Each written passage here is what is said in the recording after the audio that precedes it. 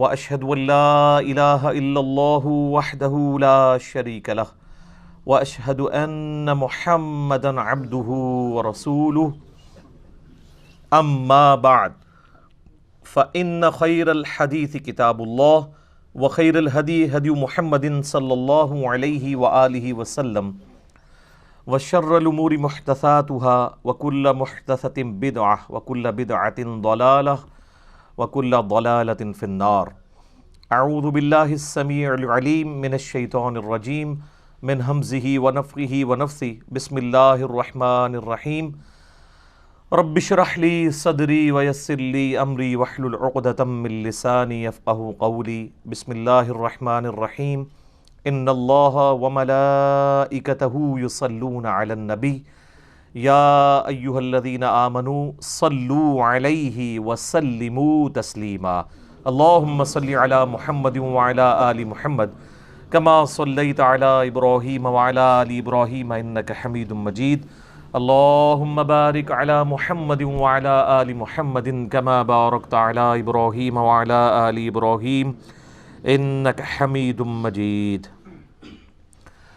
اللہم ربنا آتنا فی الدنیا حسنۃ وفی الآخرۃ حسنۃ وقنا عذاب النار. لا الہ الا انت سبحانک انی کنت من الظالمین. حسبنا اللہ ونعم الوکیل. یا حی یا قیوم برحمتک استغیث ولا حول ولا قوة الا باللہ العلی العظیم. ربنا آتنا من لدنک رحمۃ وہیئ لنا من امرنا رشدا. آمین. الحمدللہ آج 1 مارچ 2020 کو سنڈے کے دن قرآن کلاس نمبر 18 میں ہم انشاءاللہ تعالی سورۃ البقرہ کی آیت نمبر 99 سے سٹارٹ لیں گے.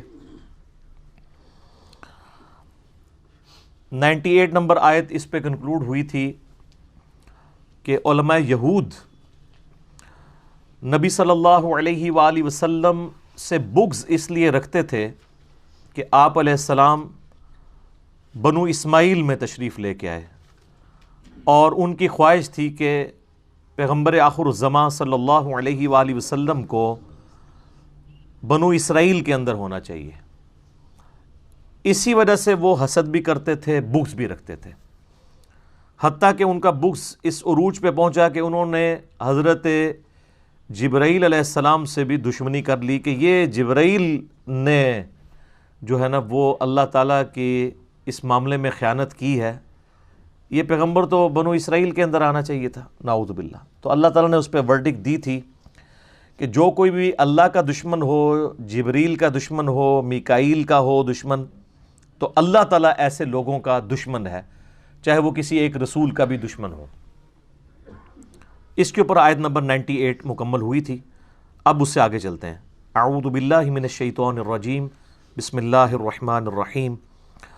وَلَقَدْ أَنزَلْنَا إِلَيْكَ آيَاتٍ بَيِّنَاتٍ، اور بے شک ہم نے اے محبوب صلی اللہ علیہ وآلہ وسلم آپ کی طرف نازل کی ہیں روشن آیات. وَمَا يَكْفُرُ بِهَا إِلَّا الْفَاسِقُونَ، اور اس کا کفر تو نہیں کرے گا مگر وہی شخص جو فاسقوں میں سے ہوگا. صرف فاسقین ہی ہیں جو اللہ کی آیات کا کفر کریں گے اور ان کو ماننے سے انکار کریں گے. أَوَكُلَّمَا عَاهَدُوا عَهْدًا نَبَذَهُ فَرِيقٌ مِّنْهُمْ، جب کبھی بھی انہوں نے وعدہ کیا اللہ تعالیٰ کے ساتھ کہ وہ اللہ تعالیٰ کے پیغمبر کی پیروی اختیار کریں گے، کتابوں کی پیروی اختیار کریں گے، یعنی علماء یہود اور یہودی جو تھے. نَبَذَهُ فَرِيقٌ مِّنْهُمْ، تو ان میں ایک فریق ایسا آیا کہ جس نے عہد کو توڑ پھینکا. بل اکثرهم لا یؤمنون، بلکہ ان کی اکثریت سرے سے ایمان لانے کا جو حق ہے وہ ایمان نہیں لاتے. وہی جو اس وقت ہماری امت کا بھی حال ہے کہ اللہ اور اس کے رسول کو مان رہے ہیں، اللہ اور اس کے رسول کی نہیں مان رہے. عز وجل وصلی اللہ علیہ وآلہ وسلم. وَلَمَّا جَاءَهُمْ رَسُولٌ مِّنْ عِنْدِ اللَّهِ مُصَدِّقٌ لِمَا مَعَهُمْ، اور جب آیا ان کے پاس رسول، کوئی بھی رسول، چاہے یہ آخری نبی آئے ہیں یا ان سے پہلے عیسیٰ علیہ السلام، اور عیسیٰ علیہ السلام سے پہلے حضرت سلیمان علیہ السلام، ان کے ساتھ بھی انہوں نے یہی کیا. جب کبھی بھی کوئی رسول ان کے پاس آیا اس حال میں کہ مصدق لما معہم، کہ وہ تصدیق کرنے والا ہوتا تھا جو ان کے پاس کتاب یعنی تورات موجود ہوتی تھی، نبذ فریق من الذین اوتوا الکتاب، تو اہل کتاب میں سے ایک ایسی جماعت ضرور ہوتی تھی کہ جو اس عہد کو پیٹھ کے پیچھے پھیر دیتی تھی.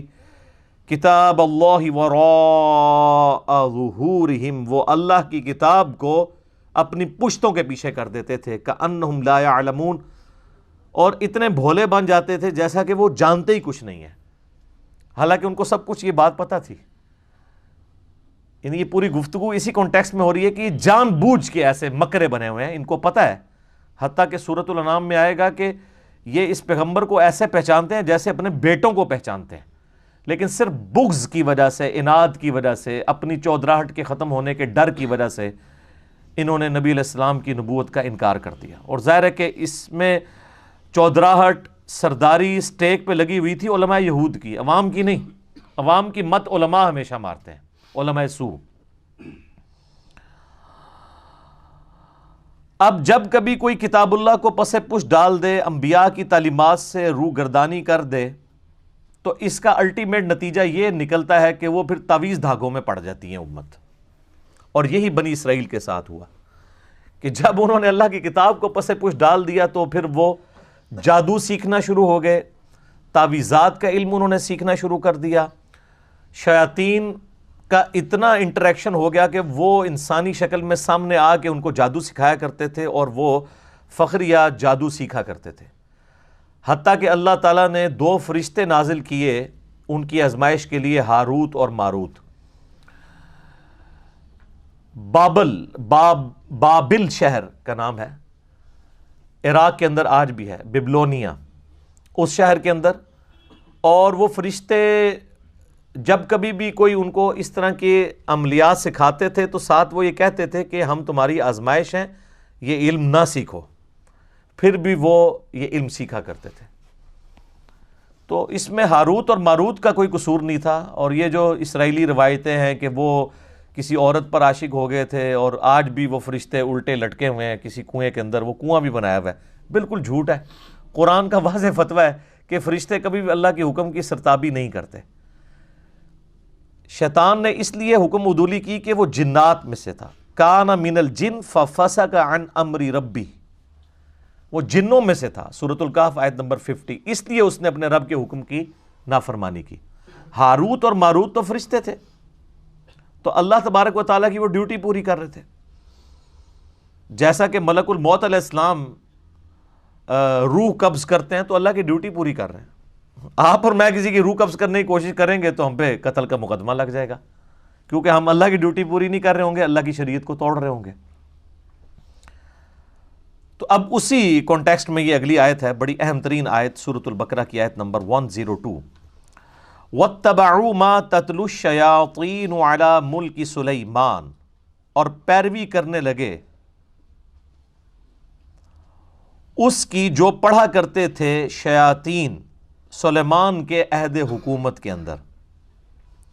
نہیں، شیاطین زمین پہ اترتے تھے، لوگوں کو جادو سکھایا کرتے تھے، تو لوگ ان جادوگروں کی پیروی کرنا شروع ہو گئے. اللہ کی کتاب کو انہوں نے پسے پش ڈال دیا.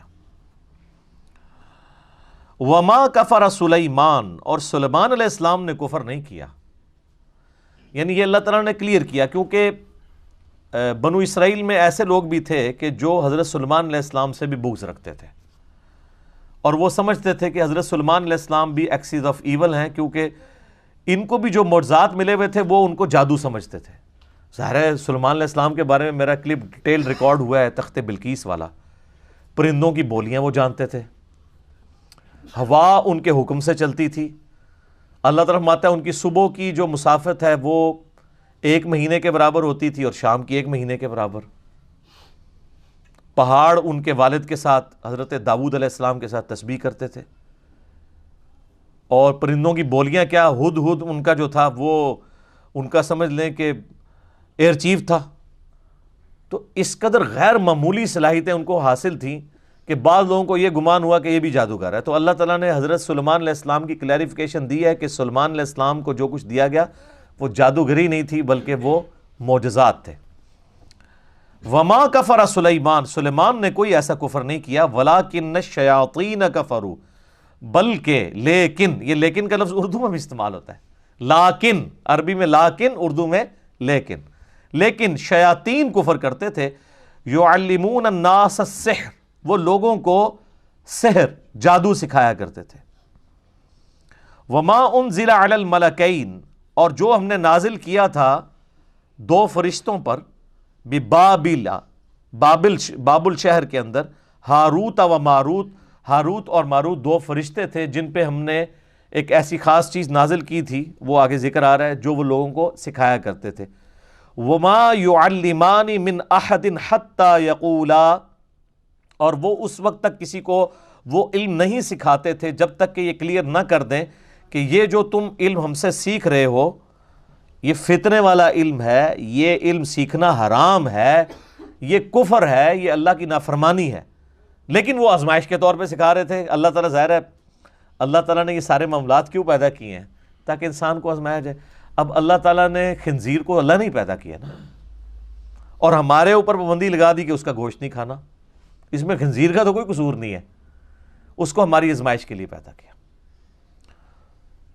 تو اس طرح اللہ تبارک و تعالیٰ نے جو یہ جانچنے کا نظام پیدا کیا، اس میں کوئی نہ کوئی اللہ تعالیٰ کی ڈیوٹی پوری کر رہا ہوتا ہے، بشرطے کہ کوئی بغاوت نہ کرے تو اس کے اوپر کوئی اس طرح کا بلیم نہیں آتا۔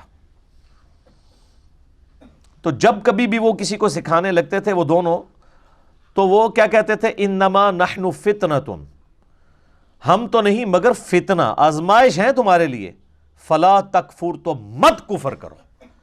یعنی فرشتے کہتے تھے کہ ہم کفر سکھا رہے ہیں لیکن کفر نہ سیکھو، یہ اللہ کی آزمائش ہے۔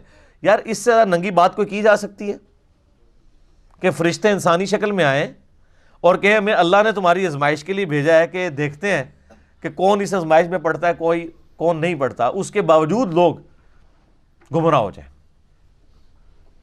تو یہ کوئی اتنی معیوب بات تو نہیں ہے، ہماری امت بھی ایسے کر رہی ہے۔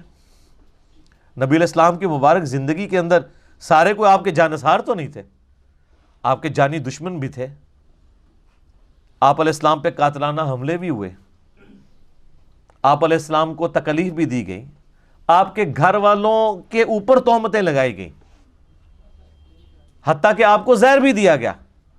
تو یہ ساری تکلیفوں سے نبی علیہ السلام کو گزرنا پڑا۔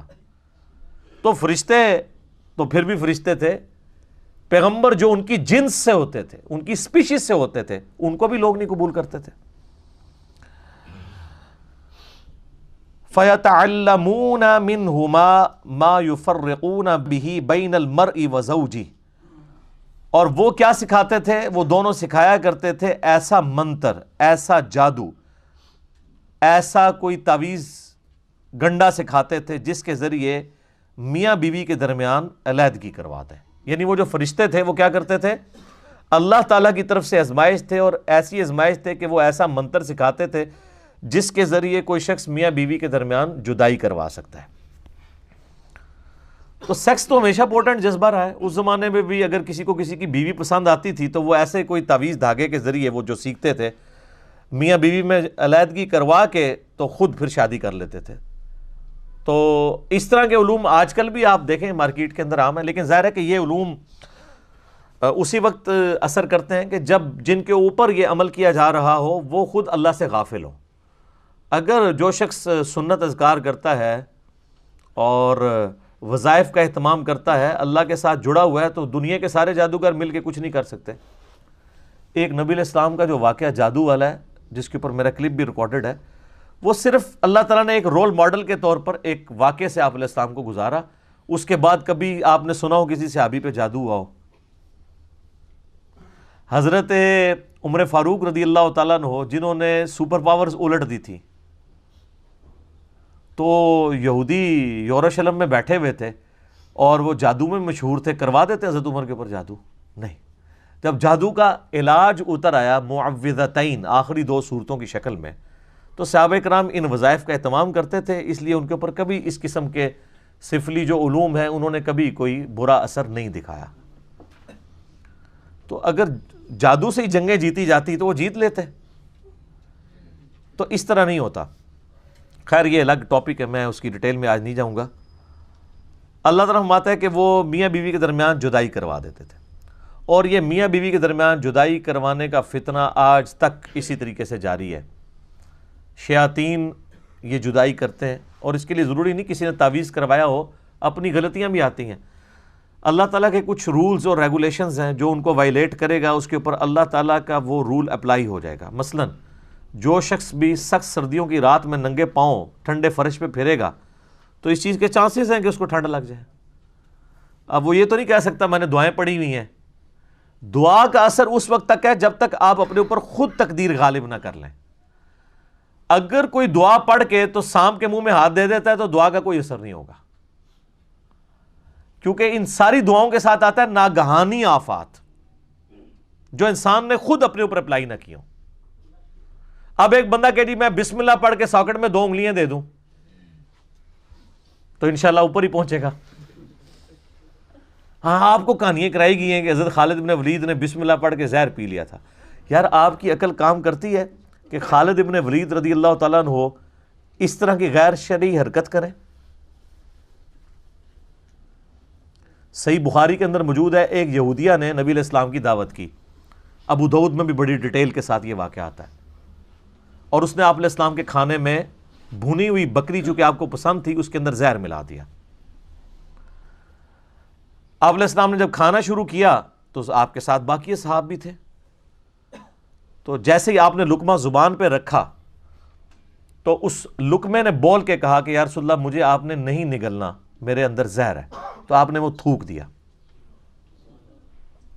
لیکن اس دوران کئی صحابہ جنہوں نے ایک ایک لقمہ چکھ لیا تھا ان میں سے کئی صحابہ شہید ہو گئے اس زہر کی وجہ سے، اور اس کے قصاص میں اس عورت کو قتل بھی کروایا گیا۔ ظاہر اس نے زہر دیا تھا، تو اسے پوچھا گیا بھی تم نے یہ کیوں کیا ہے؟ تو اس نے کہا کہ میں نے چیک کرنا تھا آپ اللہ کے رسول ہیں یا نہیں، اگر آپ اللہ کے رسول ہیں تو اللہ آپ کو بتا دے گا، اور اگر آپ اللہ کے رسول نہیں ہیں تو آپ سے ہماری جان چھوٹ جائے گی۔ خیر ایمان کی دولت پھر بھی نہیں ان کو نصیب ہوئی اس واقعے کے بعد بھی۔ جس طرح ہم یہاں لوگوں کو ان کے بزرگوں کی بابوں کی کفری عبارتیں بھی دکھا دیتے ہیں نا، پہلے تو بڑے وثوق سے کہہ رہے ہوتے ہیں کہ جی بالکل غلط ہے، جب دیکھ لیتے ہیں آپ کہتے ہیں آپ بتاؤ، پھر آنکھیں بند کر لیتے ہیں۔ تو یہ مینٹالٹی شروع سے ہے۔ تو اب مجھے بتائیں صحابہ کرام جو ساتھ نبی علیہ السلام کی موجودگی میں بغیر بسم اللہ کے وہ کھانا کھا رہے تھے وہاں پہ، تو کیوں شہید ہو گئے؟ زہر کا اثر ہو جاتا ہے، جس کی موت لکھی ہوئی ہے وہ اس طریقے سے آ جانی، موت نہیں ٹل سکتی۔ اور پھر صحیح بخاری میں یہ آتا ہے کہ 4 سال تک نبی علیہ السلام کو اس زہر کی وجہ سے تکلیف رہی، حتیٰ کہ آپ کی وفات بھی اسی میں ہوئی ہے، کیونکہ آپ کو اللہ تعالیٰ نے اس طرح دشمنوں کے ہتھے تو نہیں چڑھنے دینا تھا۔ کتب اللہ لأغلبن انا ورسولی، اللہ نے یہ طے کر دیا کہ میں اور میرے رسول غالب رہیں گے، تو اس کے تحت اللہ نے آپ کو اسپیشل پروٹیکشن دی۔ لیکن آپ کی خواہش تھی، صحیح بخاری میں حدیث ہے، میری خواہش ہے اللہ کی راہ میں قتل کیا جاؤں، پھر زندہ کیا جاؤں، پھر قتل کیا جاؤں، پھر زندہ کیا جاؤں، پھر قتل کیا جاؤں، پھر زندہ کیا جاؤں، پھر قتل کیا جاؤں۔ تو یہ خواہش اللہ تعالیٰ نے انڈائریکٹلی پوری کر دی اور آپ کو شہادت کے مرتبے تک پہنچایا۔ میرا یوٹیوب پہ ایک کلپ بھی اپلوڈڈ ہے، کیا نبی علیہ السلام شہید ہوئے تھے، اس میں یہ ساری احادیث بتائی ہیں، باقاعدہ ان کو ڈسپلے کروایا ہے، ایک ایک کا JPG دکھایا ہے کہ یہ اس طریقے سے یہ معاملہ ہوا تھا۔ تو وہ زہر کا اثر واپس آیا۔ بخاری کے الفاظ ہیں، عائشہ کہتی ہیں کہ نبی علیہ السلام مجھے کہتے تھے کہ وہ غزوہ خیبر کے موقع پر جو میں نے گوشت کھایا تھا آج میری رگیں کاٹ رہا ہے، اور نبی علیہ السلام کو اللہ نے آنرری طور پہ شہادت کے درجے کے اوپر فائز کیا اللہ کے حکم سے، یعنی اس کا زہر واپس آ گیا، ورنہ جو شہید ہونے والے تھے وہ تو اسی وقت ہی ہو گئے تھے۔ لیکن نبی علیہ السلام 4 سال تک سروائیو کیا، اللہ تعالیٰ نے اس اثر کو واپس لے کے آئے۔ تو کوئی نقصان اس طریقے سے نہیں پہنچا سکتا الا یہ کہ کسی کے مقدر میں ہو۔ تو یہ جھوٹے واقعات ہیں کہ بسم اللہ پڑھ کے زہر کھا لیا۔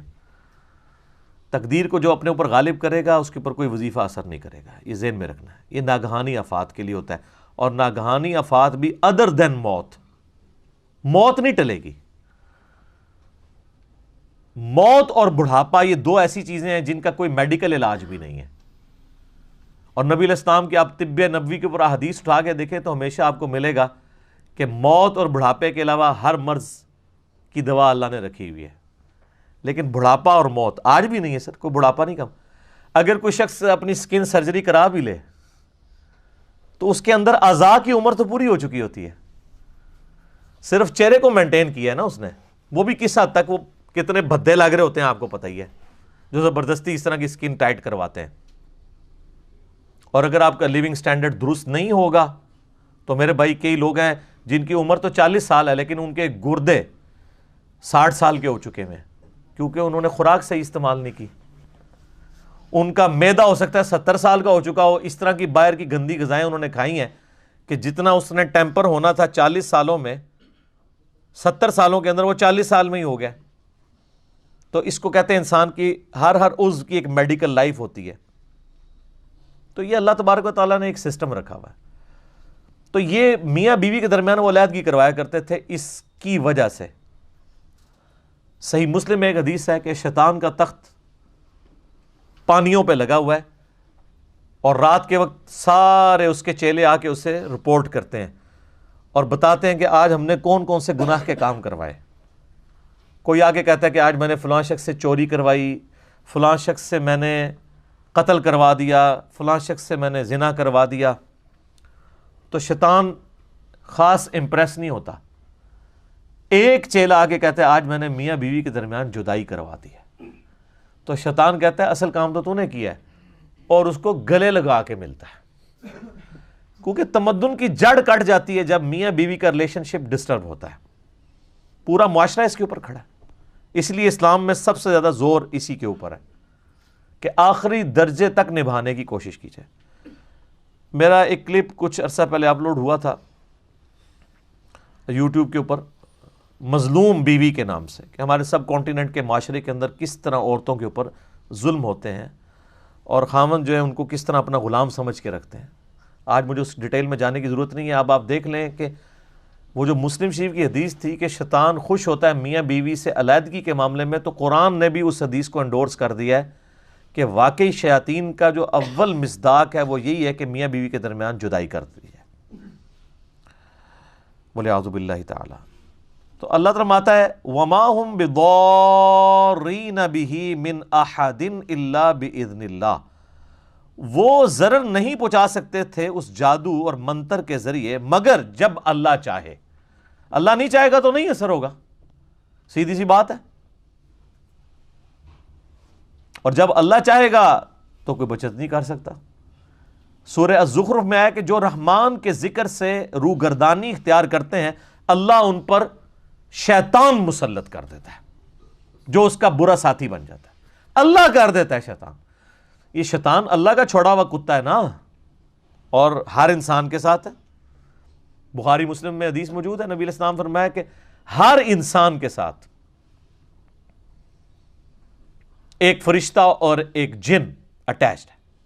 مسلم شریف میں ذرا ڈیٹیل آتی ہے اس کی. تو ایک صحابی نے جرت کر کے پوچھا یا رسول اللہ آپ کے ساتھ بھی؟ فرمایا ہاں میرے ساتھ بھی اٹیچ ہے، لیکن اللہ تعالیٰ نے مجھے اس پہ طاقت دی. میرے ساتھ جو شیطان اٹیچ ہے وہ مجھے نیکی کی طرف ہی بلاتا ہے. باقی سب کا جو شیطان ہے برائی کی طرف، میرے ساتھ جو شیطان اٹیچ ہے وہ مطیع ہو گیا ہے، اس نے اسلام قبول کر لیا. تو نبی علیہ السلام کے سوا کوئی شخص یہ نہیں کہہ سکتا کہ گارنٹی ہے میں جو کچھ کہہ رہا ہوں وہ حق کہہ رہا ہوں، چاہے وہ کوئی صحابی ہو چاہے کوئی بزرگ ہو. کوئی شخص یہ کلیم نہیں کر سکتا. ما ضل صاحبکم وما غوا. صرف نبی علیہ السلام کے لیے گارنٹی ہے. تمہارے نبی نہ کبھی بہکے ہیں نہ کبھی بے راہ چلے ہیں. تو اللہ تعالیٰ ہمارا کہ وہ اللہ کے اذن کے بغیر نہیں ایسا کر سکتے تھے. وَيَتَعَلَّمُونَ مَا يَضُرُّهُمْ وَلَا يَنْفَعُهُمْ. اور وہ چیز جو ضرر رساں ہے ان کے لیے اور نہیں نفع پہنچا سکتی انہیں، وہ سیکھتے تھے. ظاہر ہے کہ دنیا میں اگر کوئی منفعت حاصل بھی کر لے، آخرت میں تو اس کا نقصان ہے. جادوگر تو کافر ہو جاتا ہے کیونکہ وہ ایسے الفاظ بولتا ہے جو کفر کی کیٹیگری میں فال کرتے ہیں. اس لیے آپ دیکھ لیں سعودیہ کے اندر تو جادوگر کی سزا قتل ہے، سیدھا سیدھا فساد فی الارض کر رہا ہے وہ۔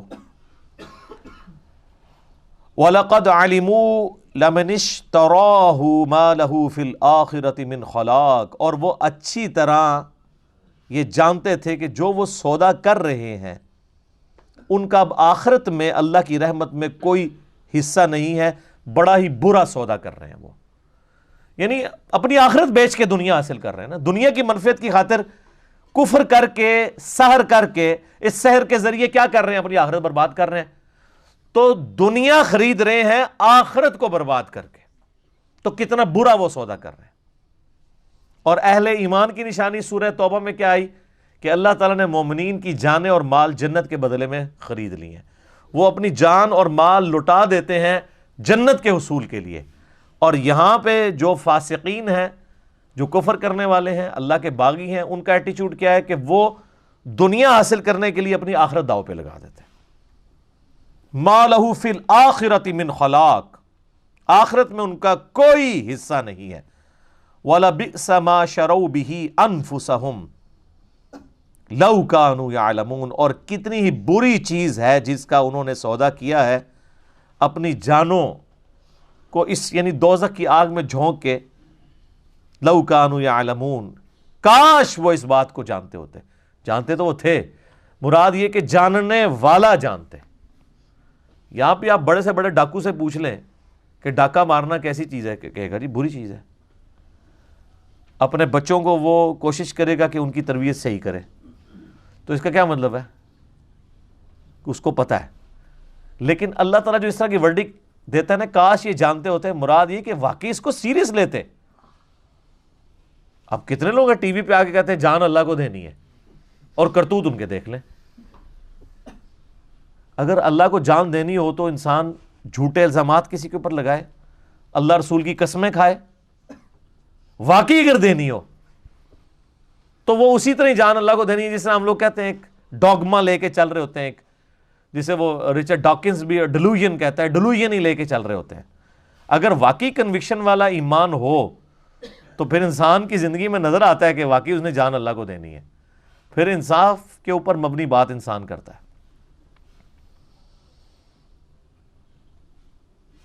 وَلَوْ أَنَّهُمْ آمَنُوا وَاتَّقَوْا، اور اگر وہ ایمان لے آتے جیسا کہ ایمان لانے کا حق ہے، اور تقوی کی روش اختیار کرتے، لَمَثُوبَةٌ مِّنْ عِنْدِ اللَّهِ، تو اللہ کے حضور اپنا ثواب پکا کر لیتے۔ کون سا ثواب؟ خیر، عند اللہ خیر، اللہ کے حضور اپنا اچھا اجر پکا کر لیتے۔ لَوْ كَانُوا يَعْلَمُونَ، کاش وہ یہ جانتے ہوتے۔ یار اس طرح کون سمجھائے گا کسی کو؟ کیا درد اور سوز و گداز ہے ان جملوں میں، بار بار یہ بات ریپیٹ ہو رہی ہے، لَوْ كَانُوا يَعْلَمُونَ، کاش وہ جانتے ہوتے۔ اب میرے بھائیو ایک خاص آیت آ رہی ہے جس کے اوپر میں کئی دفعہ مختلف لیکچرز کے اندر بول چکا ہوں۔ یہودیوں کی ایک خاص روش تھی کہ وہ الفاظ کو بگاڑا کرتے تھے، یہ ان کی مینٹیلٹی تھی۔ بنو اسرائیل کے پیغمبر جن کو وہ مانتے بھی تھے ان کے ساتھ بھی انہوں نے یہ کیا۔ حکم ہوا کہ جب تم نے یروشلم فتح ہوگا اور تم نے وہ اس شہر کے دروازے سے انٹر ہونا ہے، اریحا شہر جیریکو، تو حطۃ کہتے ہوئے داخل ہونا ہے، تو اللہ تعالیٰ تمہاری غلطیوں کو معاف کر دے گا۔ انہوں نے حنطۃ کہنا شروع کر دیا کہ ہمیں گندم چاہیے۔ اب یہی یہودی تھے جو اس وقت وقتی طور پہ صحابہ کرام کے روب کی وجہ سے دب کے اسلام قبول کر لیا، اندر سے وہ کافر ہی تھے۔ نبی علیہ السلام کی مجالس میں بیٹھتے تھے اور پھپتیاں بھی کستے تھے، اور آپ صلی اللہ علیہ وآلہ وسلم کی گفتگو کا مذاق بھی اڑاتے تھے، ٹولیوں کی شکل میں بیٹھ جاتے تھے نا۔ اب سینکڑوں بندے بیٹھے ہوئے ہیں اور اس میں چھوٹی چھوٹی ٹولیاں ہیں، تو آپس میں وہ ساتھ جگتے بھی مارتے رہتے تھے۔ نبی علیہ السلام کی بات ہو رہی ہوتی تھی نا تو وہ جگت مارتے تھے، اور جب کوئی اہل ایمان میں سے سن لیتا تھا ایسی بات اور وہ کہتے تھے یہ کیا کر رہے ہو، تو وہ کہتے تھے اپنے کانوں کا علاج کرواؤ، ہم نے یہ تو نہیں، ہم نے تو یہ کہا ہے۔ اور زبانوں کو ایسے موڑتے تھے کہ واقعی وہ اس کو بینیفٹ آف ڈاؤٹ دیا جا سکتا تھا۔ اور یہ مطلب یہ ایٹیچیوڈ ابھی تک یعنی آپ دیکھیں کہ جاری ہے۔ ہمارے یہ موجودہ پرائم منسٹر صاحب جب یہ کنٹینر پہ تھے تو وہ بار بار کہتے تھے امپائر کی انگلی، امپائر کی انگلی. تو وہ اس انگلی کی کوئی تعبیر کوئی کچھ کرتا تھا. جب ان سے پوچھا انہوں نے کہا جی میں نے تو اس سے مراد اللہ لیا ہے. تو یعنی اب اپنے آپ کو بچانے کی خاطر انسان اللہ اور رسول کو بھی ڈالنا شروع کر دے. ان کو پتا ہے انہوں نے کیا کیا اور پوری قوم کو پتا ہے کہ اس وقت کیا کر رہے تھے, لیکن کم از کم اس سوال کو ویل لیفٹ کر دیتے. اللہ کو بیچ میں کیوں ڈالا کہ میں اس سے مراد اللہ لے رہا تھا؟ اللہ پہ جھوٹ باندھا. ان کو تو پتا تھا کہ وہ نہیں لے رہے تھے. تو یہ ایٹیچیوڈ ہمیشہ انسانیت کے اندر رہا ہے کہ وہ اپنی سیلف رسپیکٹ اور ایگو کی خاطر اپنی غلط باتوں کی تعویل بھی کر لیتا ہے. تو مسلمانوں کے بھی یہی حال ہے. اگر یہ یہودیوں کی آپ آیتیں پڑھ رہے ہیں تو یہ کام مسلمان بھی کر رہے ہیں. قرآن میں آیا کہو سمعنا و اطعنا, ہم نے سنا اور اطاعت اختیار کی. تو اب پا جو ہے وہ ذرا موٹی کر کے بولی جاتی ہے عربی میں, تو وہ پھر جگت مارتے تھے نا. جب آیت نازل ہوئی ہے تو کہتے تھے سمعنا و عصینا, ہم نے سنا اور نافرمانی کی. عصینا کہتے ہیں نافرمانی کو. اب کسی اور نے پاس سن لیا کہ یہ کیا بکواس کر رہے ہو, کفر بول رہے ہو, تو کہا کہ نہیں ہم نے تو اطعنا کہا ہے, تمہیں سننے میں خرابی لگی ہے. اس وقت تو کوئی ریکارڈنگ نہیں کر سکتا تھا نا کہ ریکارڈنگ کر کے سنا لیتا, کوئی خفیہ کیمرہ نہیں تھا. یہاں پہ بھی وہ کیا کرتے تھے, سورہ البقرہ کی آیت نمبر 104 میں آ رہا ہے, صحابہ کرام کی عادت تھی کہ وہ نبی علیہ السلام سے جب دین سیکھ رہے ہوتے تھے تو کوئی بات سمجھ نہیں آتی تھی تو وہ یہ کہتے تھے, ان کا تقیہ کلام تھا, راعینا یا رسول اللہ, یا رسول اللہ ہماری رعایت فرمائیں. یعنی بات کو ریپیٹ کر دیں, ہمیں بات سمجھ نہیں آئی. اب یہ بالکل معقول لفظ تھا, وہاں پہ ریناؤنڈ تھا. اب یہودیوں کو چونکہ وہ جگت باز تھے, وہ جگت تو فوراً پکڑتے تھے, جس طرح ہمارے فیصلہ بادیے پکڑ لیتے ہیں, کیا کی بات کو کیا بنا دیتے ہیں. تو انہوں نے نا رائینا کہنا شروع کر دیا. یعنی صحابہ کہہ رہے ہیں رائینا یا رسول اللہ, تو وہ اپنی ٹولی میں بیٹھے ہوئے ہیں اب اسی جگہ ہی پہ, اور رائینا راعینا. اب راعینا کا مطلب بنتا ہے اے ہمارے چرواہے. ایک تھوڑا سا اس لفظ کو کھینچنے کی وجہ سے مطلب دوسری طرف چلا جاتا ہے. اب صحابہ کرام تو نعوذ باللہ نبی علیہ السلام کے لیے اپنی جانیں دینے کے لیے تیار تھے, وہ کب آپ علیہ السلام کے لیے اس طرح یہ لفظ استعمال کر سکتے تھے؟ تو حالانکہ آپ علیہ السلام نے یعنی بکریاں چرائی ہیں اور اس کے عوض معاوضہ بھی لیا ہے. آپ کا بچپن بڑا یعنی ایک ٹف ماحول میں گزرا ہے, اور تمام انبیاء کو اللہ تعالیٰ پریکٹس کرواتا ہے. لیکن یہودی جو ہیں وہ کسی اور سینس میں اس کو کہہ رہے ہوتے تھے, بدتمیزی کے لیے, آپ کو ڈس آنر دینے کے لیے, نعوذ باللہ. تو اللہ تعالیٰ کو چونکہ یہ بات اللہ کو تو پتا تھا یہ کیا کر رہے ہیں, تو اللہ تعالیٰ نے صحابہ کرام کو کہا کہ اے اہل ایمان تم اس لفظ کو ہی چھوڑ دو جس کو یہودی بگاڑتے ہیں. تو وہ آیت ہے اب یہ سورۃ البقرہ آیت نمبر 104, یا ایھا الذین آمنوا لا تقولوا راعینا, اے ایمان والو مت کہا کرو راعینا, وقولوا انظرنا, بلکہ کہا کرو یا رسول اللہ ہمارا انتظار کر لیں, نظر رحمت فرمائیں, تھوڑی دیر کے لیے انتظار کر کے اس بات کو ریپیٹ کر دیں. یعنی ایک ایکویلنٹ ورڈ دے دیا راعینا کی بجائے انظرنا. واسمعوا, اور بات غور سے سنا کرو, یعنی نوبت ہی نہ آئے دوبارہ پوچھنے کی. ایک تو آپ علیہ السلام بولتے بھی بہت آہستہ تھے نا, آواز بھی کم تھی اور بولنے کی رفتار بھی کم تھی. بخاری مسلم میں آتا ہے کہ اما عائشہ کہتی ہیں کہ ایک عام آدمی آپ علیہ السلام کے الفاظ گن بھی سکتا تھا, آپ علیہ السلام اس طرح آہستہ آہستہ بولتے تھے جب تعلیم دی جا رہی ہوتی. آپ دیکھیں نا, اب اس وقت قرآن کلاس میں جو میری ٹون ہے اور یہی ٹون جب مجلس میں جائے گی تو آپ کو فرق نظر آئے گا, کیونکہ وہاں کوشچننگ ہو رہی ہوتی ہے 1 to 1, اس کا ڈیکورم ڈیفرنٹ ہوتا ہے. لیکن درس و تدریس کا ڈیکورم یہی ہوتا ہے کہ آہستہ آہستہ ٹھہر ٹھہر کے بات کو سمجھانا, اور سوال و جواب کا کانٹیکسٹ وہی ہوتا ہے. یہ دونوں چیزوں کو مکس نہیں کرنا چاہیے. یہ اسی طریقے سے ہے کہ ایک بندہ وہ بریانی کو اور مرغ پلاؤ کو ایک سمجھنا شروع کر دے, وہ دونوں کا ٹیسٹ ڈیفرنٹ ہے. ٹھیک ہے, مرغ پلاؤ میں بریانی مسالہ نہیں ڈال سکتا, اور بریانی بغیر بریانی مسالے کے نہیں بن سکتی. تو آپ علیہ السلام کی جو عام گفتگو تھی وہ بڑی آہستہ دھیمی اور یہ ہوتی تھی، لیکن جب آپ تقریر کر رہے ہوتے تھے نا ممبر پہ، وہ تو پھر مسلم شریف کے الفاظ ہیں، آنکھیں سرخ ہو جاتی، آواز بلند ہو جاتی، گویا کہ آپ علیہ السلام ایک جرنیل کی مانند اپنے آڈینس کو ڈرا رہے ہوتے قیامت کے دن سے۔ صحیح مسلم 2005 نمبر حدیث ہے یہ، اور اس میں الفاظ ہیں غصے میں اضافہ ہو جاتا، یعنی جلال کے اندر آپ علیہ السلام کا جو سٹائل تھا بولنے کا بڑا جلالی ہوتا تھا۔ یہ جو آج کے واعظین ہیں وہ کہتے ہیں میٹھا بولیں میٹھا بولیں، یہ میٹھا سٹائل نبی علیہ السلام کا نہیں تھا، وہ عام مجلس میں گفتگو میں ایسا ہوتا تھا، لیکن جب آپ تقریر کے لیے ڈیکورم سے ہوتے تھے پھر پگڑی بھی آپ باندھتے تھے، پگڑی ایک پروٹوکول ہوتا ہے نا، تو ایک خاص سٹائل میں گفتگو ہوتی تھی۔ تو کہا گیا کہو انظرنا، یا رسول اللہ انتظار کریں، واسمعوا، پہلے ہی بات غور سے سن لیا کرو تاکہ دوبارہ نوبت ہی نہ آئے۔ یار کیا انداز محبت ہے اپنے محبوب کے ساتھ صلی اللہ علیہ وآلہ وسلم۔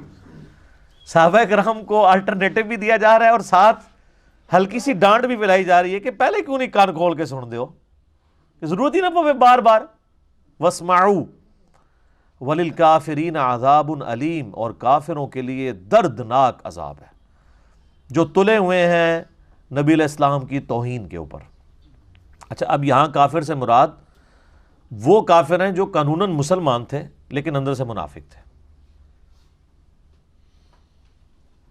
اور قرآن میں منافقین کو بھی یا ایھا الذین آمنوا کہہ کے کہا گیا کیونکہ قانوناً وہ مسلمان تھے۔ اور منافقین کا بھی جو بعد میں بھی پتہ چلا تو ایک عبداللہ ابن ابی ہے جس کا مین پتہ ہے، باقیوں کے تو نام حذیفہ ابن یمان کو نبی علیہ السلام نے بتائے، باقیوں کو تو پتہ بھی نہیں تھا، نمازیں بھی پڑھتے تھے، تکبیر اولیٰ سے پڑھتے تھے۔ مسلم شریف میں حدیث ہے، عبداللہ ابن مسعود کہتے ہیں کہ نبی علیہ السلام کے زمانے میں اگر کوئی بیمار ہو کے اتنا لاغر ہو جاتا کہ وہ دو بندوں کے سہارے مسجد میں آتا تو وہ دو بندوں کے سہارے ہی آتا تھا کہ کہیں اسے منافق نہ سمجھ لیا جائے، یعنی منافق بھی اتنے پکے نمازی تھے کہ وہ بھی مسجد میں ہی نماز پڑھتے تھے۔ پاکستان میں مسلمان ہونے کے لیے نماز کوئی ضروری نہیں ہے، لیکن ریاست مدینہ جو اوریجنل تھی اس میں نماز اتنی ضروری تھی کہ اگر آپ نماز نہیں پڑھیں گے تو آپ مسلمان نہیں ہیں۔ یہ فرق میں آپ کو بتا رہا ہوں۔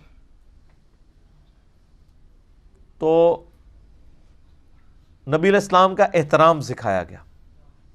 سورۃ الحجرات تو اس کا کلائمیکس ہے نا، یا ایھا الذین آمنوا لا ترفعوا اصواتکم فوق صوت النبی، اے اہل ایمان اپنی آواز کو بلند نہ کرنا رسول اللہ کی آواز سے، ورنہ تمہارے اور آپس میں ان کے ساتھ ایسے گفتگو نہ کرنا جس طرح آپس میں ایک دوسرے کے ساتھ کرتے ہو، ورنہ تمہارے اعمال اکارت کر دیے جائیں گے اور تمہیں خبر بھی نہیں ہوگی۔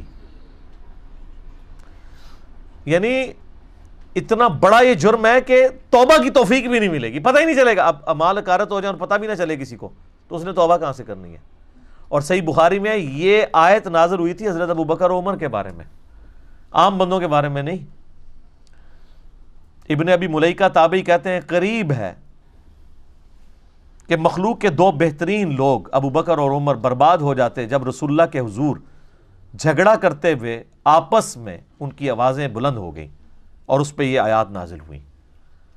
اور اس کا کانٹیکسٹ پھر وہ عبداللہ ابن زبیر سے بیان کرتے ہیں صحیح بخاری کے اندر ہی، کہ بنو تمیم کا وفد آیا تو جب وہ جانے لگے تو نبی علیہ السلام نے مشورہ کیا کہ آپ کی مبارک عادت تھی جب بھی کوئی قبیلہ اسلام قبول کرتا تھا تو ان میں سے کسی کو ان کا امیر مقرر کرتے تھے تاکہ بعد میں کمیونیکیشن کے لیے آسانی ہو۔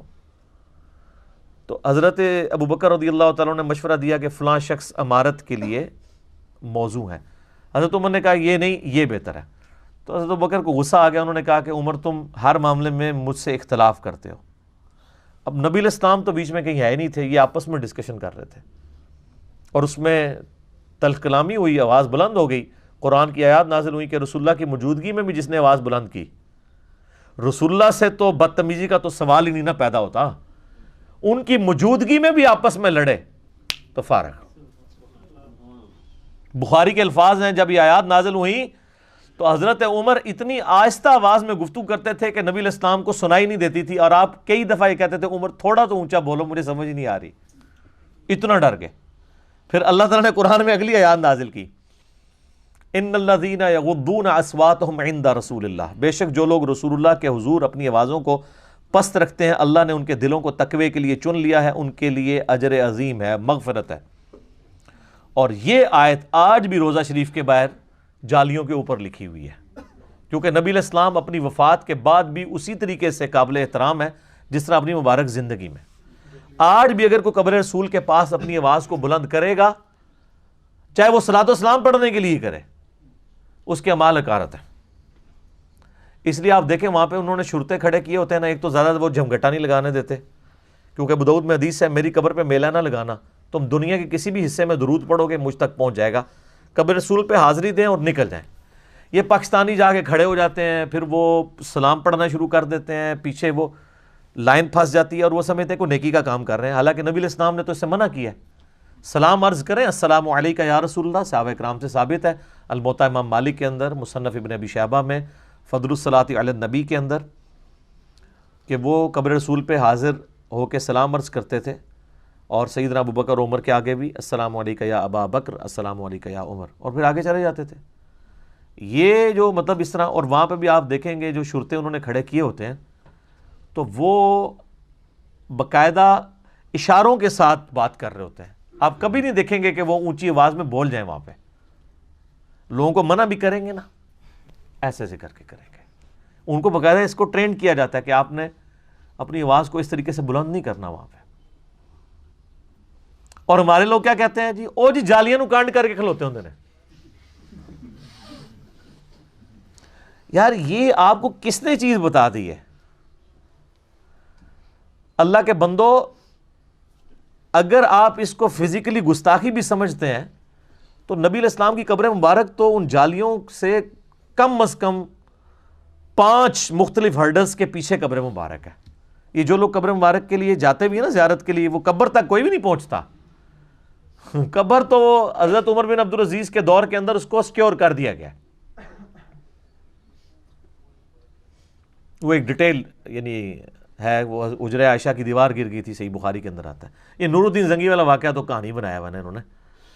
تو ایک انگلی کے برابر موٹائی کی کوئی چیز ہو تو وہ سترا ہوتا ہے۔ اگر آپ سترا اپنے سامنے رکھ لیں 1 فٹ 1.5 فٹ اونچا اور 1 انگلی جتنا موٹا، تو آپ تو نمازی کے آگے سے بھی گزر سکتے ہیں، کیونکہ نمازی کے آگے سے گزرنا وہ شمار نہیں ہوتا سترے کے پرلی طرف سے گزریں۔ تو جو قبر مبارک کی طرف اگر پیٹ کر کے کھڑے بھی ہیں تو جالیوں کا سترا ہے، یلو جالیوں کا سترا ہے، اس کے پیچھے گرین جالیوں کا سترا ہے، اس کے پیچھے کئی سترے ہیں۔ تو نبی علیہ السلام کو کمر کہاں سے ہو رہی ہے؟ ورنہ تو اب ہم جہاں پہ بھی بیٹھیں گے تو پاکستان میں تو جب امام مسجد سلام پھیر کے پبلک کی طرف منہ کرتا ہے، تو پاکستان میں تو مدینہ شریف اور مکہ شریف آلموسٹ ایک جتنے اینگل کے اوپر ہے، تھوڑا سا ہی فرق ہے، کیونکہ اتنے دور جب آئیں گے تو آپ وہ چند ڈگریوں کا فرق ہے۔ تو سارے یہ جو عاشقان رسول ہیں یہ بھی کمر کر کے روضہ شریف کی طرف بیٹھے ہوتے ہیں، تو یہاں سے نہیں کمر ہو رہی، کہتے ہیں دور ہے۔ دور نزدیک والا کیا معاملہ ہے، کمر تو ہو رہی ہے اگر آپ کی ڈاکٹرین مان لی جائے، تو وہاں سے بھی سترا تو ہے۔ تو یہ چیزیں نوٹ کر رہے ہوتے ہیں جی، کنڈ کیتی ہے جی انہوں نے، تو تہاڈی بزرگیاں نو چٹنا ہے، جڑے کنڈ کر کے کھلوتے نا ٹاؤ نا انہوں نے اتھے، کتے کہ تہاڈے بزرگ نگاہ مارنے والے آون نا، وہ جی امام کعبہ گستاخ ہے، وہ پیچھے نماز نہیں ہوندی، تو سر امام کعبہ کو ہٹائے نا، وہ غوث وقت کدھر غائب ہے؟ آئے نا نگاہ مار کے ہٹائے اور خود کھڑا ہو وہاں پہ۔ سب کہانیاں کرائی ہوئی ہیں، ٹھیک ہے۔ تو یہ تو میرا فیوریٹ ٹاپک ہے، میں اور طرف چل پڑوں گا، ٹھیک ہے۔ تو بس ہم اس پہ یہ ریکویسٹ کر سکتے ہیں کہ مرنے سے پہلے اے مسلمان کر لے اس پہ غور، کتابوں کا خدا اور ہے، بابوں کا خدا اور۔ آپ دیکھ لیں ہر چیز کتابوں میں ڈیفرنٹ ملے گی۔ تو اللہ تعالیٰ ماتا ہے کہ رائنا مت کہو، انظر نہ کہو، اور بات غور سے سن لیا کرو، اور کافروں کے لیے دردناک عذاب ہے۔ ما یود الذین کفروا من اہل الکتاب، اہل کتاب میں جو کافر ہیں وہ کبھی بھی نہیں یہ چاہیں گے، ولا المشرکین، اور نہ ہی مشرک، ان ینزل علیکم من خیر، کہ مسلمانوں تم پہ کوئی خیر کی بات نازل ہو۔ یہ تو حسد کرتے ہیں کہ اللہ کی کتاب تم پہ کیوں نازل ہوئی اور پیغمبر آخر الزماں بنو اسماعیل میں کیوں آگے، من ربکم، تمہارے رب کی طرف سے کوئی خیر نازل ہو، اس سے یہ کبھی بھی ان کو پسند نہیں ہے۔ واللہ یختص برحمتہ من یشاء، اور اللہ مخصوص کر لیتا ہے اپنی رحمت کے لیے جسے چاہتا ہے۔ اللہ نے لوگوں سے پوچھ کے تو فیصلہ نہیں کرنا کہ پیغمبر کو کس قبیلے میں بھیجنا ہے، کس سٹیٹس میں بھیجنا ہے، یہ اللہ کا فیصلہ ہے۔ واللہ ذو الفضل العظیم، اور اللہ تعالی بڑے فضل کا مالک ہے۔ اب یہ آیت نمبر جو 106 ہے، یہ بھی بڑی اہم آیت ہے، چونکہ اس آیت کے کانٹیکسٹ میں تعارف قرآن والے اپنے لیکچر کے اندر بڑی ڈیٹیل سے گفتگو کر چکا ہوں، ناسخ و منسوخ، لہٰذا میں آج اس کی تفصیل میں نہیں جاؤں گا۔ جس سے شوق ہے تو وہ دیکھ لے، یہ قرآن کا ایک اہم ترین ٹاپک ہے کہ قرآن میں بھی ناسخ و منسوخ ہے، یعنی اللہ تعالیٰ نے ایسی آیات نازل فرمائیں جو بعد میں منسوخ ہو گئیں، اور اللہ تعالیٰ نے اس کی ریزن بھی بتا دی کہ یہ ہماری سنت ہے، اور میں نے اس کی ٹیکنیکل ریزن بھی بتائی ہیں کہ بعض اوقات ایسے احکامات نازل ہوتے ہیں جو ایک خاص ٹائم پیریڈ کے لیے ہوتے ہیں، بعد میں پھر اللہ تبارک و تعالیٰ ان کو کنٹینیو نہیں کرتا۔ ہماری شریعت اور جو اگلی شریعتیں ہیں ان میں بھی فرق ہے، اور ہماری شریعت کے اندر بھی کئی احکامات گریجولی چینج ہوئے۔ احادیث میں تو بہت زیادہ احکامات ہیں، قرآن میں بھی کچھ آیات ایسی ہیں۔ مثال کے طور پہ پہلے مسلمانوں پہ فرض تھا کہ وہ وصیت کریں کہ مرنے کے بعد مال اس طریقے سے تقسیم ہوگا، سورۃ البقرہ کے اندر۔ پھر سورہ نساء کے اندر اللہ تعالیٰ نے پوری وراثت کی تقسیم خود ہی فرما دی، تو اب وہ آیات منسوخ ہیں۔ اس حوالے سے شاہ ولی اللہ دہلوی کی کتاب ہے الفوز الکبیر فی اصول التفسیر، اس میں باقاعدہ ایک پورا چیپٹر ہے ناسخ و منسوخ کے اوپر، اور شاہ ولی اللہ کے نزدیک 5 آیات قرآن میں ایسی ہیں جو منسوخ ہوئی ہیں، اور ان کی ناسخ آیات بھی قرآن کے اندر موجود ہیں، اور اگر آپ ان کو بھی دقت نظر سے دیکھیں تو وہ وقتی احکامات ہیں، جس میں سے ایک میں نے یہ بتائی۔ اسی طریقے سے سورۃ الانفال میں آتا ہے کہ ایک مسلمان 10 کافروں پر بھاری ہے، پھر آیت نازل ہوئی کہ اب اللہ نے تمہاری کمزوری کو جانچا ہے تو اب ایک مسلمان 2 کافروں پہ بھاری ہوگا، جو ریشو پروپورشن نہیں وہاں پہ بیان ہوئی۔ یعنی ظاہر جب تعداد بڑھ گئی تو پھر 125 جو صحابہ مکے میں تربیت یافتہ تھے، اس طرح کے صحابہ تو بعد والے نہیں تھے نا، تو اوورآل ریشو پروپورشن گر گئی۔ یہ نہیں ہے کہ وہ 125 کو کوئی فرق لگ گیا تھا، وہ 125 تو جاندار ہی تھے، لیکن اب 125 میں جب 1025 ایڈ ہوں گے، اس لیول کے نہیں ہوں گے تو ریشو تو نیچے ہی آئے گی نا۔ وہ 125 جو ہیں وہ 10 پہ ہی بھاری ہیں، لیکن بعد والے اس لیول کے نہیں ہیں۔ تو اب یہ یعنی اللہ تعالیٰ نے ناسخ و منسوخ کو اس حوالے سے اس میں بریف کیا۔ بس اس کو آیت کو کور کر لیتے ہیں۔ ما ننسخ من آیت او ننسیہا، ہم کوئی آیت منسوخ کر دیں یا آپ کو بھلا دیں، نأتی بخیر منہا، تو اس سے بہتر آیت پھر ہم لے آئیں گے قرآن کے اندر، او مثلہا، یا کم از کم اس کے برابر۔ الم تعلم ان اللہ علی کل شیء قدیر، کیا تم نے نہیں جانا کہ اللہ تعالیٰ ہر چیز پر قادر ہے؟ یعنی اللہ تبارک و تعالیٰ ہر چیز پر قادر ہے، اللہ اپنی تقدیر کا بھی محتاج نہیں ہے۔ دیکھیں نا جناب، وہ رول اپنی جگہ ہے، لا تبدیل لکلمات اللہ، اللہ کے کلمات نہیں بدلتے، لیکن وہ کلمات کون سے ہیں جو اللہ نے فکس کر لیے ہوئے ہیں۔ اگر اللہ نے اپنی تقدیر میں یہ چیز لکھی ہے کہ اتنے عرصے کے بعد اس معاملے کو میں اس طرح ٹرانسفر کر دوں گا، تو وہ تقدیر میں کوئی تبدیلی نہیں آئی ہے، بلکہ اس تقدیر کی ایگزیکیوشن بعد میں ہوئی ہے، پہلے پورشن کی ہوئی تھی۔ قرآن تو لوح محفوظ میں پہلے ہی موجود ہے، آپ احادیث اٹھا کے دیکھیں تو میں نے کئی ایک حوالے پیش کیے ہیں سورۃ البقرہ کے بارے میں کہ وہ تو انسانوں کی پیدائش سے پہلے، جنات کی پیدائش سے پہلے اللہ تعالیٰ کے پاس لکھی ہوئی تھی سورۃ البقرہ۔ تو اللہ کا کلام جو ہے وہ اللہ کی صفت ہے، غیر مخلوق ہے۔ بس اس کو اسی کے اوپر کنکلوڈ کرتے ہیں۔ زیادہ ڈیٹیل کے لیے آپ قرآن کلاس جو ہماری تعارف والی تھی اس میں نے اس کے اوپر ڈسکشن کی تھی۔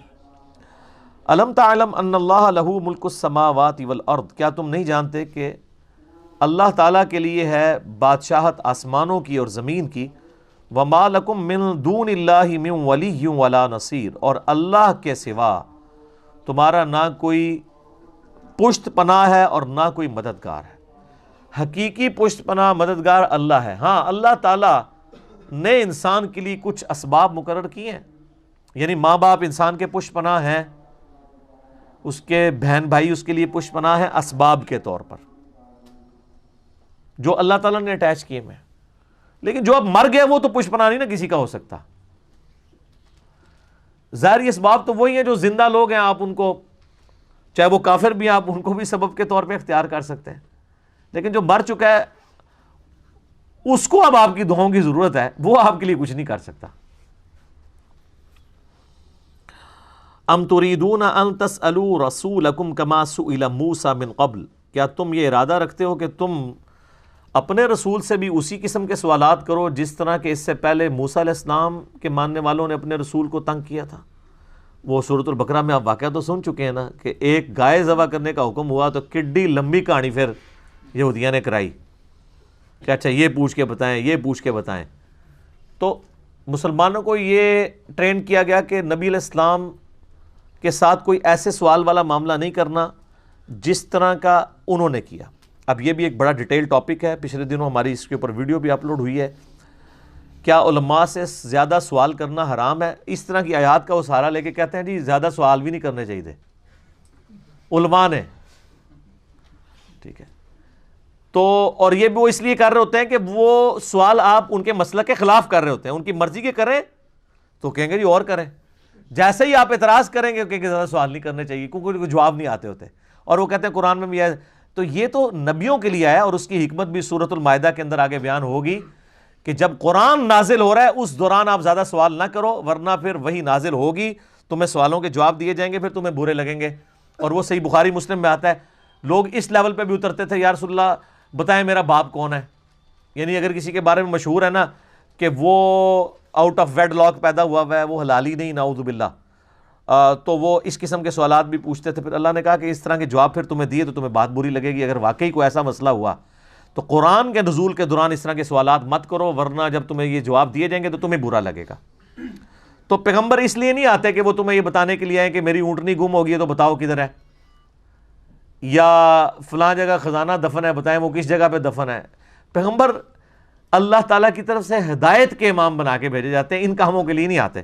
تو یہ صحابہ کو ٹرین کیا جا رہا ہے کہ تم نے اس طرح کے سوالات نہیں کرنے۔ باقی وہ کلپ دیکھیں، اس میں نے کئی اور باتیں کی ہیں جو آج میں ریپیٹ نہیں کرنا چاہتا۔ یوٹیوب پہ جا کے لکھیں کیا علماء سے زیادہ سوال کرنا حرام ہے، تو سر تواڈے 14 تک روشن ہو جان گے، تسی وہ کلپ ویکھو، ٹھیک ہے۔ وَمَن يَتَبَدَّلِ الْكُفْرَ بِالْإِيمَانِ، اور جو کوئی بدل دے ایمان کو کفر کے ذریعے، یعنی اللہ نے ایمان دیا تھا وہ ایمان بیچ کے اب کفر خرید رہا ہے، فَقَدْ ضَلَّ سَوَاءَ السَّبِيلِ، تو ایسا شخص راہ راست سے بھٹک گیا۔ وَدَّ كَثِيرٌ مِّنْ أَهْلِ الْكِتَابِ، اور بہت سے اہل کتاب ایسے ہیں، لَوْ يَرُدُّونَكُم مِّن بَعْدِ إِيمَانِكُمْ كُفَّارًا، وہ تلے ہوئے ہیں اس بات پہ کہ تمہیں کافر بنا دیں ایمان لانے کے بعد، ہم تو ڈوبے ہیں صنم تمہیں بھی لے ڈوبیں گے۔ خود تو وہ کافر ہوئے ہی ہیں، صرف اوپر سے ایمان قبول کیا ہے، اندر سے کافر ہیں۔ وہ یہ بھی چاہتے ہیں جس بلی کی دم کٹ جائے نا اس کی خواہش ہوتی ہے ساری بلیوں کی دم کٹ جائے، تو تم بھی ان کے ساتھ برباد ہو جاؤ، وہ چاہتے ہیں۔ حسدم من عند انفسہم، اس حسد کی وجہ سے جو انہوں نے اپنے جی کے اندر چھپایا ہوا ہے ان کے اندر، من بعد ما تبین لہم الحق، بعد اس کے کہ ان کو یہ پتہ بھی چل چکا ہے یہ الحق ہے قرآن، وبالحق انزلناہ وبالحق نزل، نبی علیہ السلام حق ہیں، آپ علیہ السلام سچ ہیں، اس کے باوجود فاعفو، تو آپ معافی کی روش ان کے ساتھ اختیار کریں، وصفحو، اور درگزر کرتے رہیں، حتی یأتی اللہ بامرہ، یہاں تک کہ اللہ کا حکم آ جائے۔ اللہ کا حکم کیا آ جائے؟ کہ آپ کو اجازت مل جائے قتال کرنے کی، اس وقت تک ویل لیفٹ کریں، کنفرنٹریشن کو اوائڈ کریں۔ جس طرح کہ ہم آپ کو کہتے ہیں کہ انشاءاللہ ایک وقت آئے گا کہ دنیا جھومے گی، ویسے اللہ کا شکر ہے کہ وہ وقت ہمیں نظر آنا شروع ہو گیا ہے کہ فرقہ واریت کو 3 طلاقیں دے کے لوگ جھومیں گے کہ نہ میں وابی نہ میں بابی، میں ہوں مسلم، علمی کتاب ہے، ٹھیک ہے۔ کنفرنٹریشن اوائڈ کریں، جن کی جس طرح علماء یہود کی مسندیں سٹیک پہ لگی تھیں، اس وقت ہمارے علماء سو کی مسندیں بھی سٹیک پہ لگی ہوئی ہیں۔ انہی کے باوجداد تھے نا وہ بڑے، انہوں نے وقت کے پیغمبر کے ساتھ یہ کیا، تو ہم تو پیغمبر کے نمائندے ہیں، تو ہمیں یہ کہاں پہ قبول کریں گے؟ پیغمبروں کو قبول نہیں کیا۔ حضرت عیسیٰ علیہ السلام کو دیکھ لیں، یہودیوں نے کیا کچھ نہیں ان کے ساتھ کیا۔ ان اللہ علی کل شیء قدیر، بے شک اللہ تعالیٰ ہر چیز کے اوپر قادر ہے۔ ایک وقت آئے گا کہ مسلمانوں کو غلبہ ملے گا۔ پھر ساتھ لوگوں نے دیکھا ہے نا 2 ہجری میں غزوہ بدر ہوئی، 3 میں غزوہ احد، 5 میں غزوہ خندق، 6 میں صلح حدیبیہ اور کافروں نے مسلمانوں کو ایز اے پاور تسلیم کر لیا، 7 ہجری میں غزوہ خیبر ہوئی، 8 ہجری میں فتح مکہ، اور 9 ہجری میں غزوہ تبوک۔ رومن امپائر نے بھی مسلمانوں کا روب قبول کر لیا، اور 1.5 لاکھ کی فوج صرف 30,000 صحابہ کے ڈر سے رومن امپائر کا ہیڈ کیسر روم وہ بارڈر سے پیچھے بھاگ گیا۔ اور پھر آپ دیکھ لیں 14 ہجری کے اندر جا کے 14-15 ہجری کے اندر یرموک اور قادسیہ بھی ہو گئی ہے، اور دونوں سپر پاورز، یعنی یہ 16-17 سال کے اندر پوری دنیا تل پٹ ہو گئی ہے۔ لیکن جب یہ آیات نازل ہو رہی ہیں اس وقت تو صرف تسلی ہیں۔ کسی نے سوچا تھا کہ ان آیات کے نزول کے 10-12 سال کے اندر یہ سب کچھ ہو بھی جائے گا۔ هو الذی ارسل رسولہ بالہدی ودین الحق لیظہرہ علی الدین کلہ، وہی اللہ ہے جس نے الہدا قرآن کے ساتھ اپنے نبی کو مبعوث کیا اور دین حق کے ساتھ، تاکہ تمام ادیان پہ اسے غالب کر دے، ولو کرہ المشرکون، چاہے مشرک اس بات کا برا مان جائے۔ ٹھیک ہو گیا جی۔ اللہ تعالیٰ سے دعا ہے جو حق بات میں نے کہی اللہ تعالیٰ ہمارے دلوں میں راسخ فرمائے۔ اگر جذبات میں میرے منہ سے کوئی غلط بات نکل گئی تو اللہ تعالیٰ ہمارے دلوں سے ہی محو کر دے، ہمیں معاف بھی کر دے۔ اللہم صلی علی محمد وعلی آل محمد کما صلیت علی ابراہیم وعلی آل ابراہیم انک حمید مجید۔ اللہم بارک علی محمد وعلی آل محمد کما بارکت علی ابراہیم وعلی آل ابراہیم انک حمید مجید۔ اللہ تعالیٰ سے دعا ہے جو حق بات میں نے کہی ہمیں اس بات پہ خود عمل کر کے دوسرے بھائیوں تک پہنچانے کی توفیق عطا فرمائے۔ سبحانک اللہم وبحمدک اشہد ان لا الہ الا انت استغفرک واتوب الیک وما علینا الا البلاغ المبین۔ جزاکم اللہ خیرا، احسن الجزاء۔